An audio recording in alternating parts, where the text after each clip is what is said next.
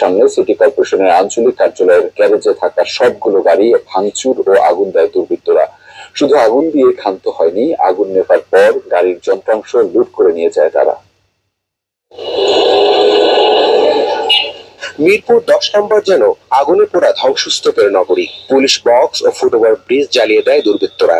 একসাথে ঢাকা উত্তর সিটি কর্পোরেশনের মিরপুরের আঞ্চলিক কার্যালয়ে ভাঙচুর ও ময়লার গাড়িতে আগুন দেয়া হয়। সিটি কর্পোরেশনের 46টারও বেশি গাড়ি ভাঙচুর করেছে, আগুন দিয়েছে, সব শেষ করে দিয়েছে। এই গাড়িগুলো পুরো মিরপুর এলাকায় ময়লা বর্জ্য এগুলো আসলে সরানোর কাজগুলো করতো। সিটি কর্পোরেশনের কর্মচারীরা জানান, কিশোর বয়সী এক দল তাদের গেট ভেঙে ঢুকে প্রথমে গাড়িগুলো ভাঙচুর করে, পরে পুড়িয়ে দেওয়া হয় ময়লার গাড়ি। তো লোক ঢুকছে আমরা নিজেরাই বলতে পারতেছি না, পুরো চারদিক দিয়ে ওরা লোক আক্রমণ করছে, পুরো ওয়ার্কশপটা ওরা জ্বালাই পোড়াই দিয়ে বাইরে চলে গেছে। কালকে আইয়া ওরা আবার লুটতরাজ করতেছে। চতুর্পাশ থেকে মহল্লার পোলা মানে সব বের হয়ে এসে, ঠিক আছে, তারা একটা একটা করে গাড়ি আগুন ধরায় দিচ্ছে, ঠিক আছে।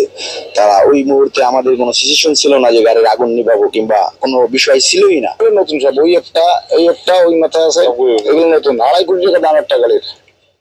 পরবর্তী যেগুলো আছে এগুলো প্রায় কোটি টাকা দাঁড়া এগুলো শেষ।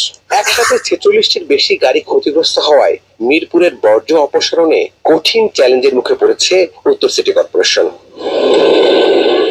একই সময়ে ভাঙচুর চালানো হয় মিরপুরের বিআরটিএ অফিসও। সবকিছুই তছনছ করে হামলাকারীরা। রাফি সিদ্দিকী, যমুনা নিউজ, ঢাকা।